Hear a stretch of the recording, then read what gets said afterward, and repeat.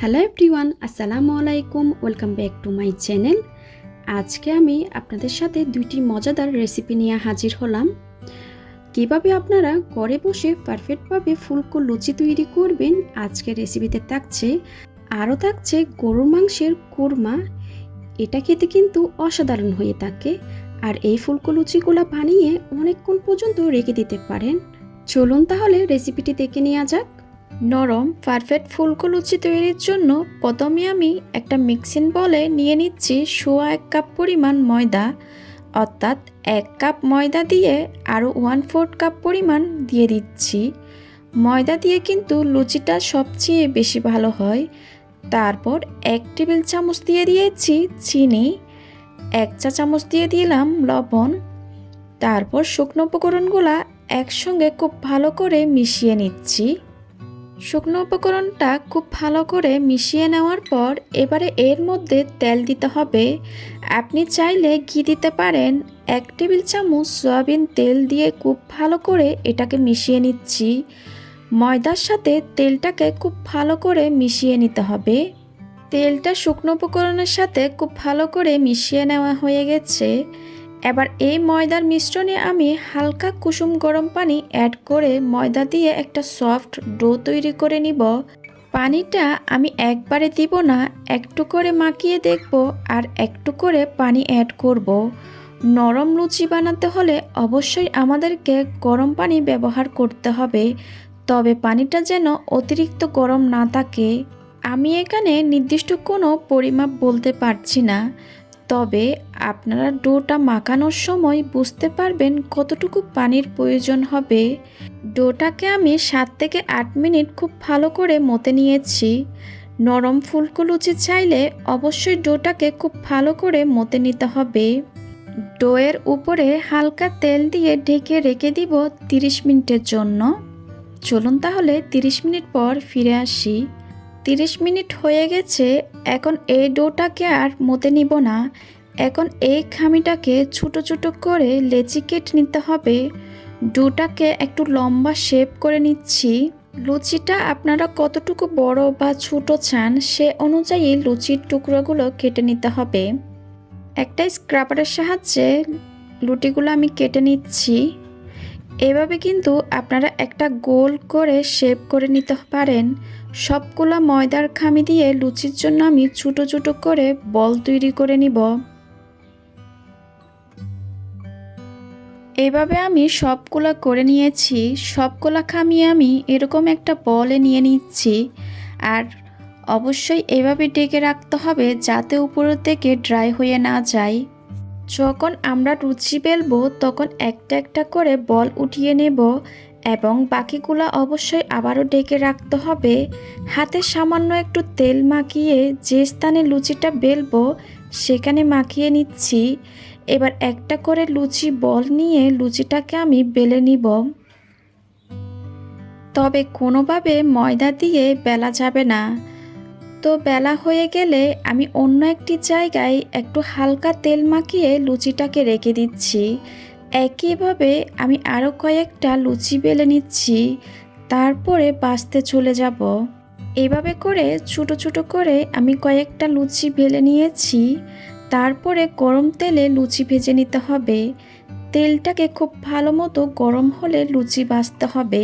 যখন লুচিটা তেলের উপর ভেসে উঠবে তখন চামচ দিয়ে একটু চেপে চেপে দিবেন। এতে করে লুচিগুলা ফুলতে সাহায্য হবে। দেখতেই পাচ্ছেন লুচিগুলা কত সুন্দর করে ফুলে উঠছে। আর অবশ্যই কিন্তু লুচিগুলা সাদা করে ভাজতে হবে। সাদা করে ভাজার কারণে এই লুচিগুলা অনেকক্ষণ ধরে সফট থাকবে। আমার দেখানো সবগুলা টিপস যদি একেবারে হুবহু ফলো করে থাকেন তবে আপনাদের লুচিগুলো ফুলকো হবে। এভাবে করে সবগুলা লুচি একে একে ভেজে নিতে হবে। আপনারা চাইলে একটা একটা লুচি বেলে সাথে সাথে ভেজে নিতে পারেন। আমি এভাবে করে সবগুলা লুচি ভেজে নিয়েছি। আজকের লুচিটা আমি পরিবেশন করেছি মাংস দিয়ে। আপনারা এটা আলুর দম দিয়েও খেতে পারেন। চলুন তাহলে রেসিপিটি দেখে নেওয়া যাক।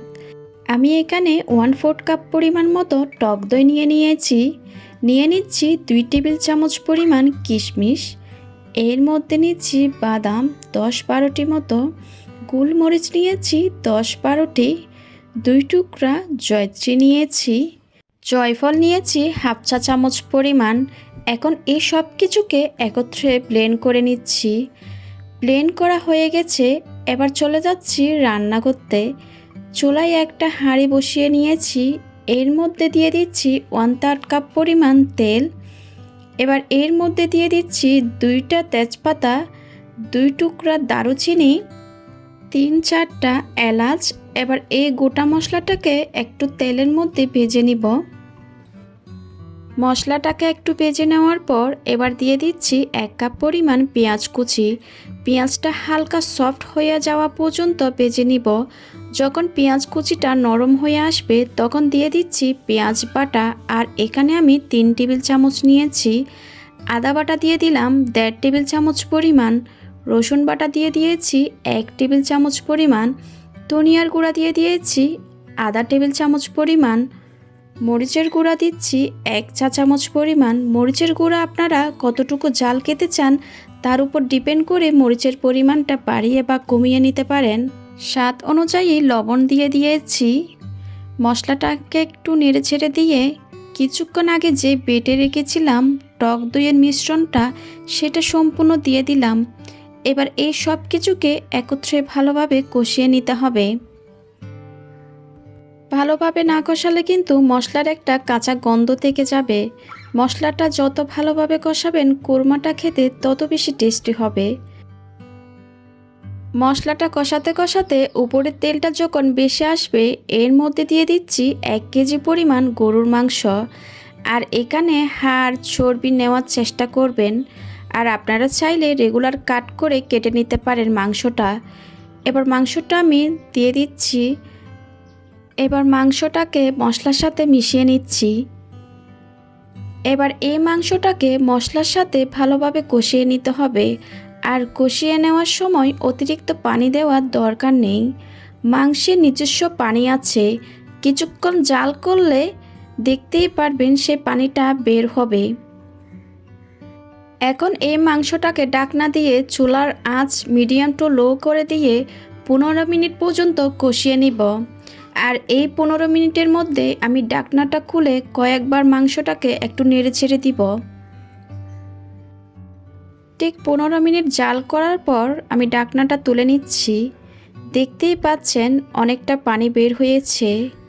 এবার আবারও আমি ঢাকনা দিয়ে ঢেকে দিব। কষিয়ে নেওয়ার পর দেখবেন এক পর্যায়ে পানিটা শুকিয়ে আসবে আর তেলটাও বেশি উঠবে। তখন আমি পানি দিয়ে দিব।